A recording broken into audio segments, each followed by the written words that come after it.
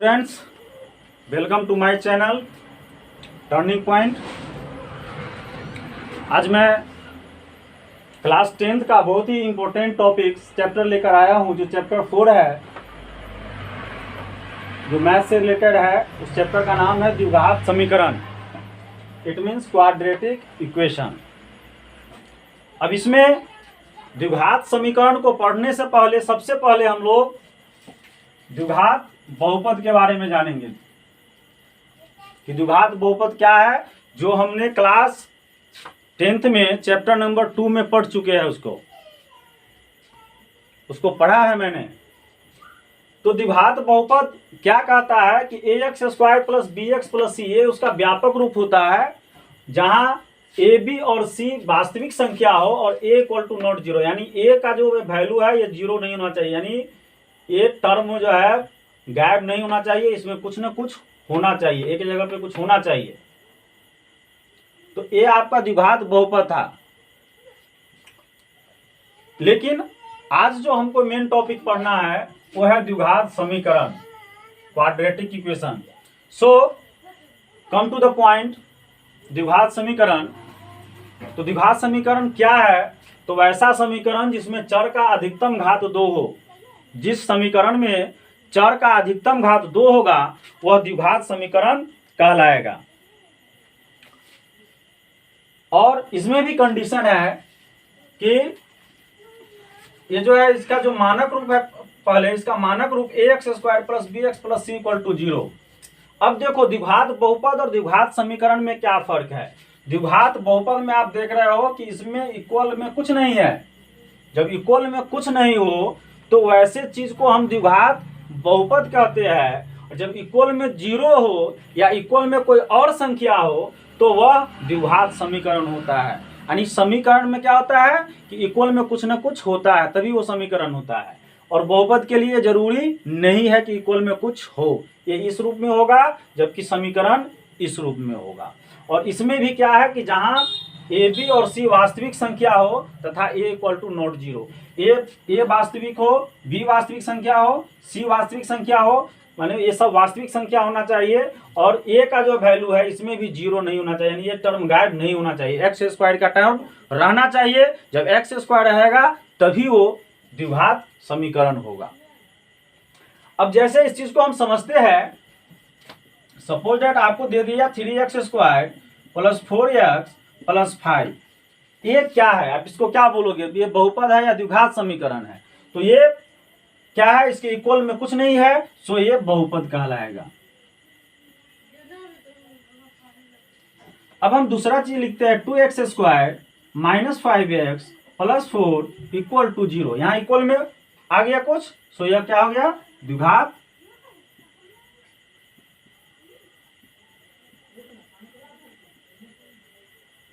समीकरण।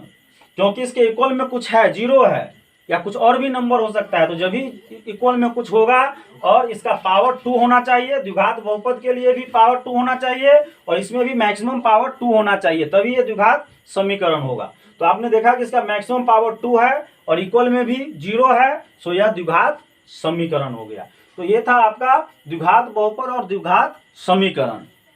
अब जो है, जो हम नेक्स्ट टॉपिक पे चलते हैं, वो टॉपिक है कि द्विघात समीकरण के प्रकार।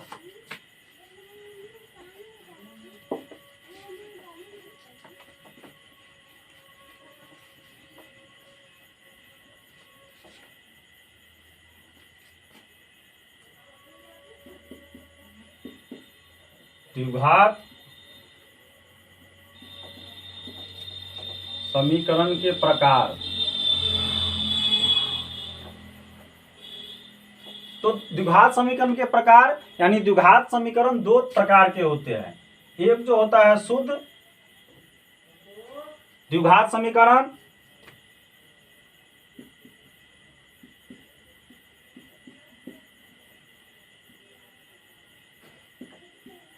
और एक होता है मिश्रित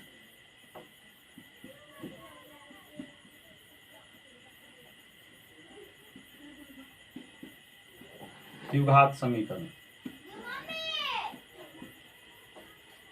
शुद्ध द्विघात समीकरण और मिश्रित द्विघात समीकरण। अब ये शुद्ध द्विघात समीकरण क्या होता है और मिश्रित द्विघात समीकरण क्या होता है, इसके बारे में हम लोग जानेंगे। अब शुद्ध द्विघात उसे कहते हैं इसमें b = 0 होता है, इसमें b = 0 होता है, यानी कि b जब वैसा समीकरण जिसमें b का वैल्यू नहीं हो, यानी b वहां 0 हो, यानी कि जो बीच वाला टर्म होता है, जैसे कि मान लीजिए कि जो द्विघात समीकरण का रूप होता है वो ax² + bx + c = 0। तो शुद्ध द्विघात समीकरण में b कहने का मतलब 0 है, यानी ये नहीं होना चाहिए, टर्म नहीं होना चाहिए, नहीं रहेगा। इट मीन्स ये जो है ax² + c, यानी इसमें x² का और c वाले टर्म होगा। तो ऐसे जो समीकरण हो, यानी कि जिसमें b = 0 होता है, अर्थात b नहीं हो, यानी अर्थात b नहीं हो, तो ऐसे समीकरण को हम लोग शुद्ध द्विघात समीकरण कहते हैं। जैसे आपका ये हो सकता है कि 3x² - 4 = 0, इसमें b वाला जो टर्म है, b वाला टर्म कौन होता है, जो x होता है, तो x वाला टर्म नहीं है, x² के बाद डायरेक्ट c वाले टर्म है, b वाला टर्म है नहीं, तो ऐसा समीकरण जो है शुद्ध द्विघात समीकरण हो गया। और भी बहुत सारे समीकरण हम लोग इसमें 3y² - +4 = 0, ये इसमें भी आपने देखा कि y वाला टर्म है नहीं है, सो ये शुद्ध द्विघात समीकरण हो गया। अब आते हैं अगला टॉपिक मिश्रित द्विघात समीकरण में। तो मिश्रित द्विघात समीकरण क्या कहता है कि इसमें b 0 नहीं होता है, इसमें b 0 नहीं होता है, अर्थात b का मान दिया होता है, इसमें b का मान दिया होता है। और इसका जो है व्यापक रूप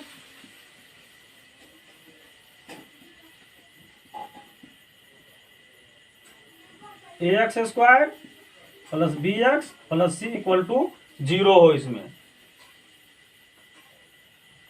और इसमें क्या है, जहां a = not 0, a का वैल्यू 0 के बराबर नहीं हो, यानी ये हो, b का वैल्यू भी 0 के बराबर नहीं हो, यानी b भी हो, और c हो या नहीं हो, इससे मतलब नहीं है, c नहीं भी होगा तो चलेगा, लेकिन ये इस रूप में रहेगा। जो द्विघात समीकरण का था वही मिश्रित द्विघात समीकरण का रूप है ये। तो आप इसको जैसे आप एग्जाम्पल्स में जैसे आप लिख सकते हो कि जैसे 2x² + 3x + 4 = 0, ये क्या है, एक मिश्रित द्विघात समीकरण है।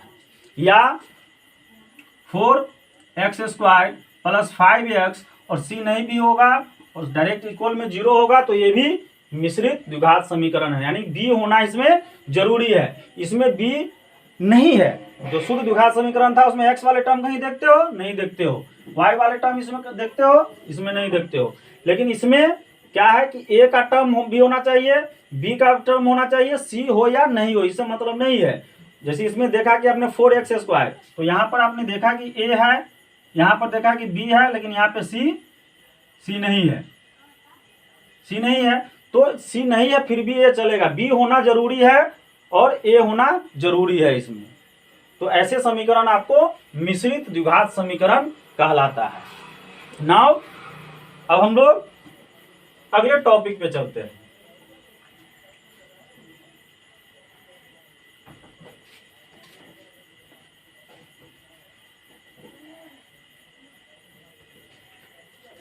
अब अगला आपने द्विघात समीकरण समझ लिया, अब अगला टॉपिक है विविक्तर या विवेचक।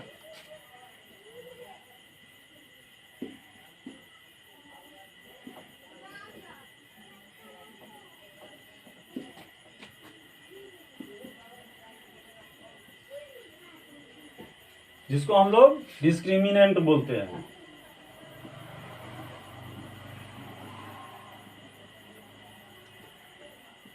डिस्क्रिमिनेंट, तो ये जो है कि विविक्तर क्या क्या है अब इसके बारे में हम लोग समझेंगे। तो डी को द्विघात समीकरण का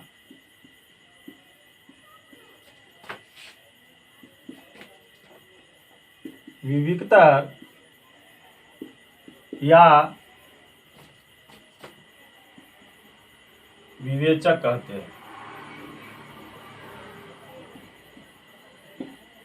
डी को जो है द्विघात समीकरण को जो है हम लोग विविक्तर या विवेचक कहते हैं, क्योंकि जो इसका इंग्लिश जब देखोगे तो इसका इंग्लिश क्या है, डिस्क्रिमिनेंट। तो डिस्क्रिमिनेंट का फर्स्ट लेटर डी है, so it is denoted by D. यानी विवेचक को क्या चीज से डिनोट करेंगे, डी को।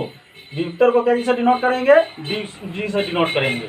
सो इसमें डी निकालने का, विवेचक निकालने का फॉर्मूला होता है D equal to B square minus 4ac। ये फॉर्मूला हुआ डी निकालने का, जो आप इसके सहारे डी को निकाल सकते हो। जैसे मान लीजिए एग्जांपल में आपको एक क्वेश्चन आपको दिया गया है 3x स्क्वायर प्लस 4x और माइनस 2 इक्वल टू 0। अब कहा गया इसका जो है आप विवेचक निकालिए, इसका डिस्क्रिमिनेंट निकालिए। तो इसमें आप देख क्या रहे हो, अब जब इसका कंपेरिजन करोगे ax स्क्वायर प्लस bx और प्लस c इक्वल टू 0 से आप जब कंपेरिजन करोगे तो a का वैल्यू आप देख रहे हो यहाँ पे 3 हो जाता है, यहाँ पर b का वैल्यू देख रहे हो 4 और c का वैल्यू -2। सो इसमें a इक्वल टू कितना हुआ 3, b इक्वल टू कितना हुआ 4 और c इक्वल टू -2। और आपको निकालना है विविक्तर। तो विविक्तर को d से, d का फॉर्मूला है बी स्क्वायर माइनस 4ac। सो अब हम लोग यहाँ पे पुट करेंगे इसका वैल्यू। b का वैल्यू कितना है 4, सो यहाँ लिखेंगे हम लोग 4 का स्क्वायर माइनस 4 इंटू a का वैल्यू 3 है तो 3 और c का वैल्यू -2 है तो -2। तो 4 का स्क्वायर 16। अब यहाँ पे एक माइनस और माइनस का मल्टीप्लिकेशन प्लस हो जाएगा, 4 3 जा 12 और 12 2 जा 24। और ये जब दोनों को ऐड करते हैं तो 40। यानी ये आपका डिस्क्रिमिनेंट निकल गया। ऐसे विविक्तर हम लोग निकालेंगे। इसका मेन फॉर्मूला है D equal to B square minus 4ac। तो इसमें आप समझ गए ना कि बी कहाँ से आया, तो बी जो यहाँ x का जो गुणांक है यहाँ पे वो इसका वैल्यू होगा बी, क्योंकि बी यहीं पे है। और a का वैल्यू कौन होगा, यानी जो एक्स स्क्वायर का जो गुणांक होगा वो a हो जाएगा। और c का वैल्यू क्या है, जो इसमें x नहीं लगा हो, चर नहीं लगा हो, वो c का वैल्यू हो जाता है। तो ये आपका विविक्तर हो गया। अब हम लोग अगले टॉपिक पे चलते हैं।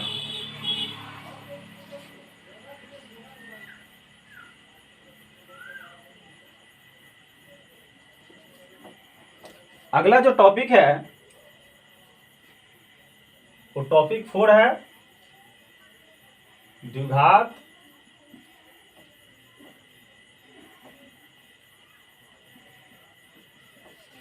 समीकरण के शून्यक या मूल, जिसको इंग्लिश में हम लोग रूट्स बोलते हैं, रूट्स। तो द्विघात समीकरण के शून्यक या मूल। अब ये जो शून्यक शब्द है वैसे वो द्विघात बहुपद से लिया गया है। द्विघात बहुपद में आपने पढ़ा था शून्यक। और शून्यक क्या होता है कि शून्यक वो वैल्यू होता है जिसको यदि हम समीकरण में रखे तो समीकरण के पूरा मान को वो क्या कर देता है, शून्य कर देता है।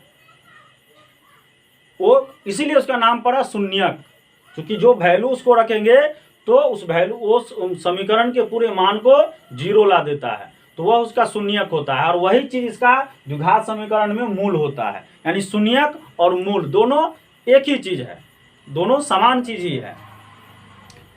अब यहां जो है तो द्विघात समीकरण के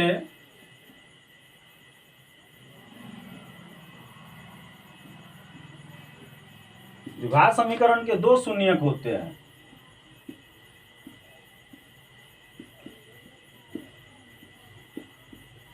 द्विघात समीकरण के दो शून्यक होते हैं,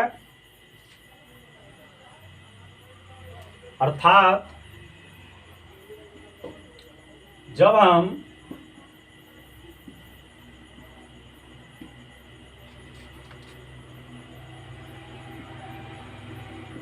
द्विघात समीकरण को हल करते हैं तो चर, यानी जो चर में क्या हो, एक्स हो, वाई हो, कुछ भी हो सकता है, जेड हो, तो चर का 2 मान आता है। यानी कहने का मतलब कि द्विघात समीकरण में कितने शून्यक होते हैं, या द्विघात समीकरण के शून्य को क्या लिख सकते हैं हम लोग, मूल। कितने मूल होते हैं, तो द्विघात समीकरण के 2 मूल होते हैं। अर्थात जब हम द्विघात समीकरण को हल करते हैं तो जो चर का जो मान होता है वो उसका 2 मान आता है। उसी 2 मान में से एक को हम लोग अल्फा और एक को बीटा मानते हैं। अर्थात अल्फा और बीटा, एक एक्स जो है अल्फा हो गया और एक एक्स बीटा हो गया, यानी एक मूल अल्फा हो गया, एक मूल बीटा हो गया। तो द्विघात समीकरण के 2 मूल अल्फा तथा बीटा होते हैं। तो इसको आप लोग को ये समझ में आ गया होगा कि द्विघात समीकरण के 2 मूल हो गया, जिसको एक को हम लोग अल्फा से और एक को बीटा से डिनोट करते हैं। और यही जो आता है, जो दो वैल्यू यदि हम किसी इक्वेशन में रखेंगे तो उस वैल्यू को क्या करता है, शून्य बना देता है। तो इसलिए यह इसका द्विघात समीकरण का ये दोनों मूल हुआ। अब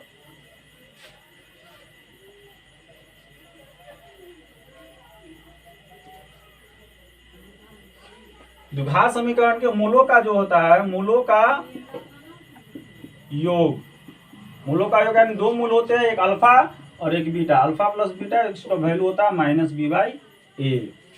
और मूलों का गुणनफल, तो मूलों यानी अल्फा गुणे बीटा 2 है, तो यही होगा alpha into beta equal to C by A. ये आपको द्विघात समीकरण का मूलों का योग का फॉर्मूला हो गया और ये गुणनफल का फॉर्मूला हो गया।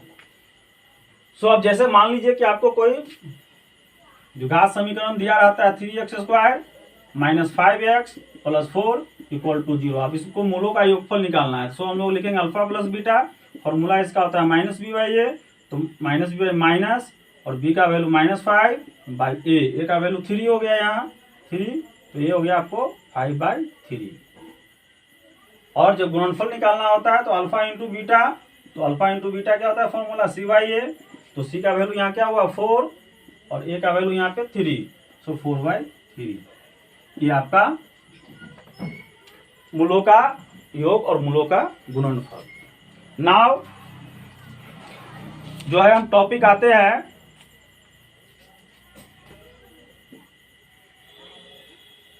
वो है कि मूलों का मूल निकालना, कि हम द्विघात समीकरण का मूल कैसे निकालेंगे। अब जो टॉपिक मेरा 5 है, द्विघात समीकरण के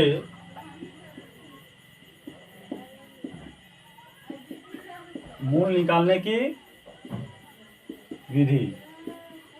तो द्विघात समीकरण का मूल निकालने का विधि जो है वो निम्न प्रकार का है। फर्स्ट जो इसका मेथड है वो है गुणनखंड विधि। गुणनखंड विधि, जिससे हम लोग द्विघात बहुपद में भी उसका शून्यक निकालते थे। तो उस विधि से, तो बाय फैक्टराइजेशन मेथड। सेकेंड जो होता है पूर्ण वर्ग बनाकर, पूर्ण वर्ग बनाकर बाय कंप्लीटिंग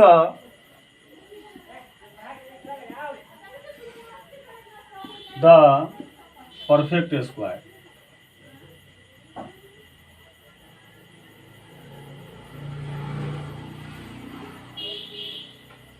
और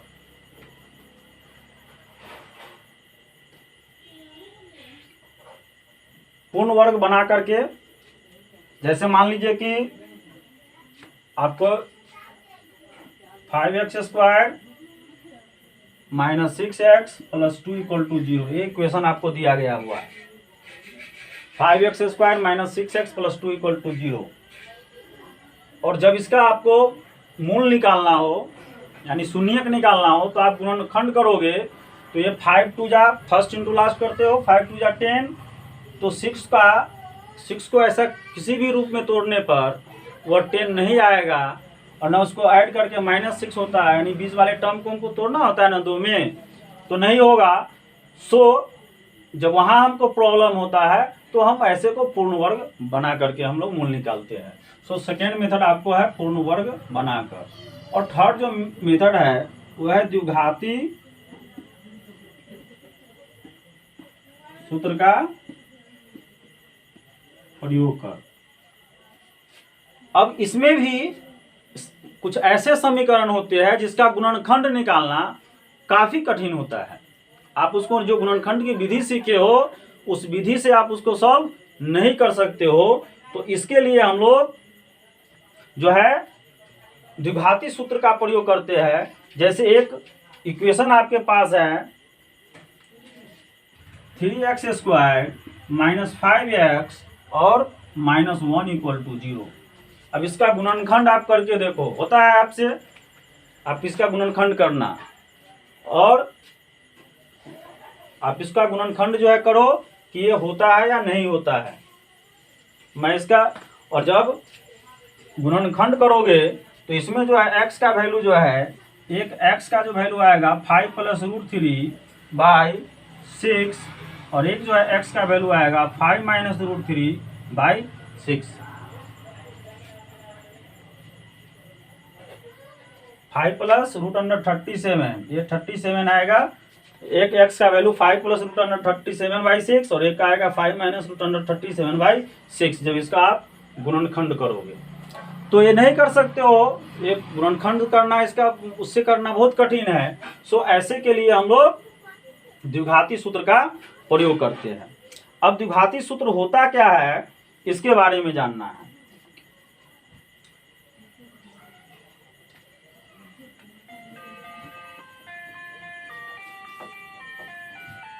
तो जो द्विघाती सूत्र जो होता है इसमें x का जो वैल्यू होता है -b ± √b² - 4ac/2a, ये होता है द्विघाती सूत्र। यानी इसी को हम लोग x = क्या लिख सकते हैं, -b ± और b² - 4ac। b² - 4ac किसका वैल्यू था, डिस्क्रिमिनेंट का, विवेचक का फॉर्मूला होता है d का। सो इसको जो है b² - 4ac को हम लोग √d लिख सकते हैं, क्योंकि b² - 4ac d के बराबर होता है, बाई 2a। यही दो वैल्यू हुआ। अब यहीं पे ये x का वैल्यू a होगा, -b ± √d/2a। अब यहाँ आप देख रहे हो कि ± √d/2a। इट मीन्स आपको क्या बताया था कि द्विघात समीकरण के दो मूल होते हैं, एक होता है अल्फा, तो अल्फा = हो जाएगा -b + √d। एक बार प्लस लेंगे, और दूसरा जो होता है क्या बताया था बीटा, तो बीटा = जो है -b, और एक प्लस यहाँ ले लिया तो माइनस, तो -√d/2a। यही आपका जो है ये द्विघाती सूत्र हो गया है।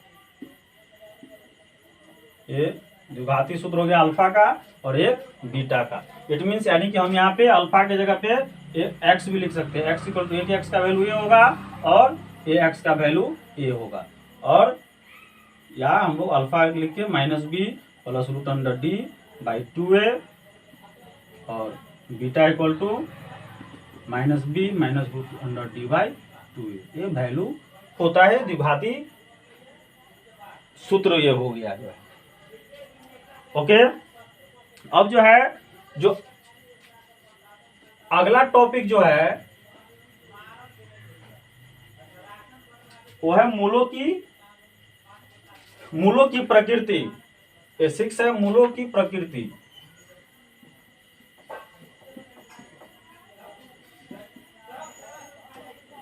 मूलों की प्रकृति, तो मूलों का प्रकृति जो है वह विवेचक पर निर्भर करता है, यानी डी पे निर्भर करता है। उसके लिए हमको डी को फाइंड आउट करना होगा।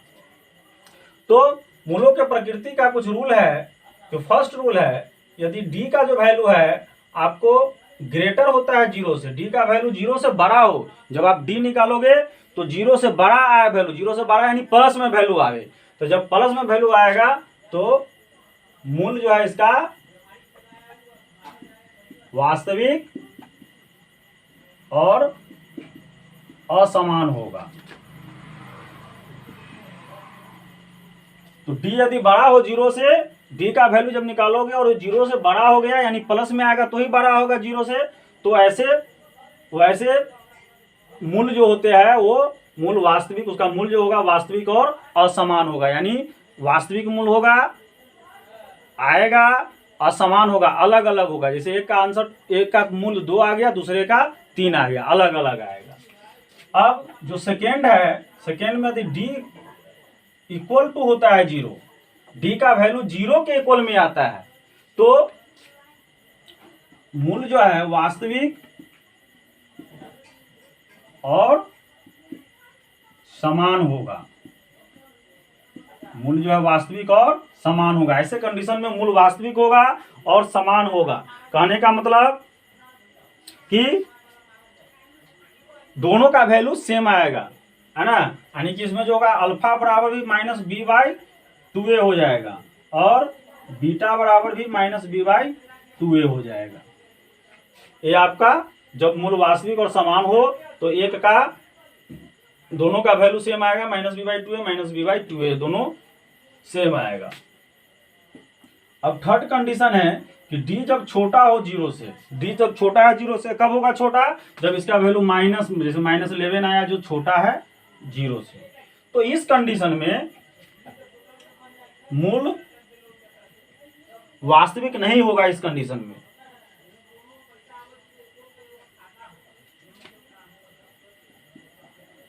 मूल वास्तविक नहीं होगा।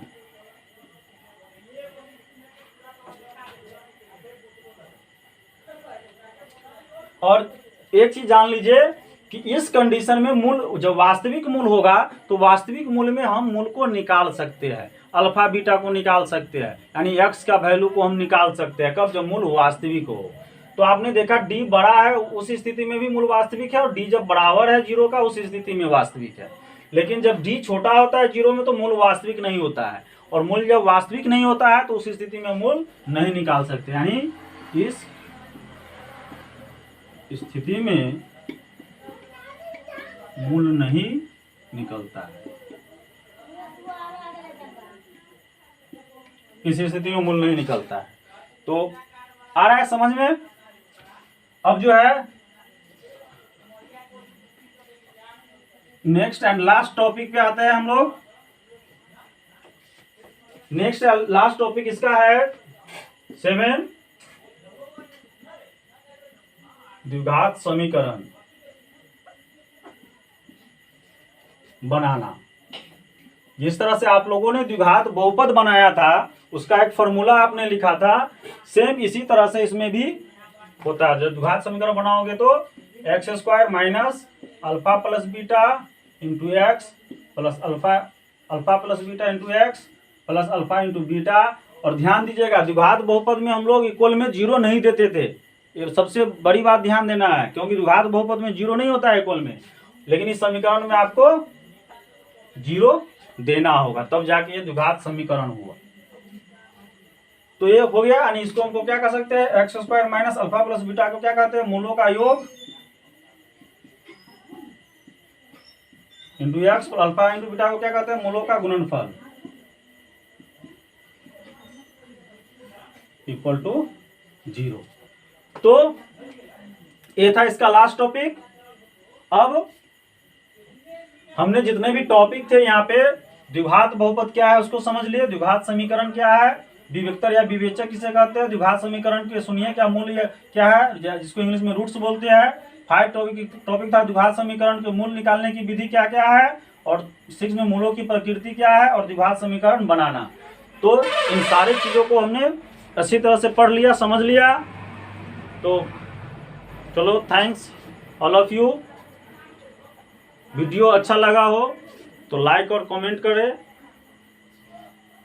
और कुछ सुझाव हो तो उसे कमेंट बॉक्स में डालें। Again thanks all of you.